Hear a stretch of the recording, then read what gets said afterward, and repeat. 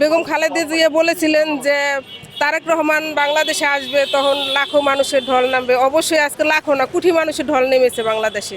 মায়ের দোয়া যে আল্লাহ কবুল করে, এটা আজকে নিজে চোখে প্রমাণ দেখলাম।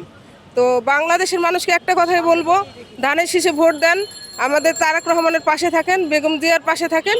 বাংলাদেশে নতুন সরকার আসলে অবশ্যই বাংলাদেশে চেঞ্জ হবে। ফ্যামিলি কার্ড দিবে, তারপরে কৃষি কার্ড দিবে। আমাদের তারেক রহমান যেই উদ্যোগ নিছে, উদ্যোগ অবশ্যই সে উদ্যোগ যা নিছে তা পালন করবে। কিন্তু ধানের শীষে ভোট দিতে বলবো, সবার একটাই কথা বলবো, ধানের শীষে ভোট দেন। তারা খাওয়াইতে পারে নাই, তারা দুর্নীতি করছে, এই জন্য খাওয়াইতে পারে নাই। আর অবশ্যই আমরা চেষ্টা করব যে আমরা যারা আছি কৃষিকাজ যারা করে মাঠে, তারা কৃষি ফলন ফলাবে, তাহলে তো দেশের অভাব অনটন চলে যাবে। কৃষি কাজ করার জন্য তো টাকা দিতেছে, সরকারের তরফ থেকে টাকা দিবে না? তাহলে তো কৃষি কাজটা করলে তো আর এত অভাব থাকবে না। তারেক রহমান যেটা বলছে সেটা অবশ্যই সে করবে।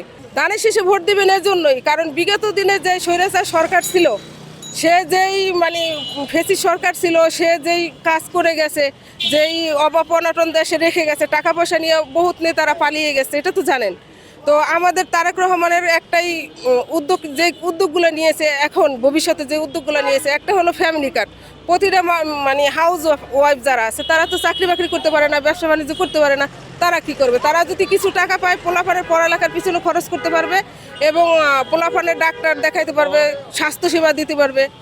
আর কৃষি যে কাজগুলো যারা মাঠে ঘাটে কাজ করতেছে, তারা কিন্তু লসে আছে এবং তারা যেই বিষ সার দিয়ে যেই ফলনগুলো ফলায়, ওই দিক থেকে তারা লাভবান হইতেছে না। লাভবান না হয় তারা লুজারে আছে।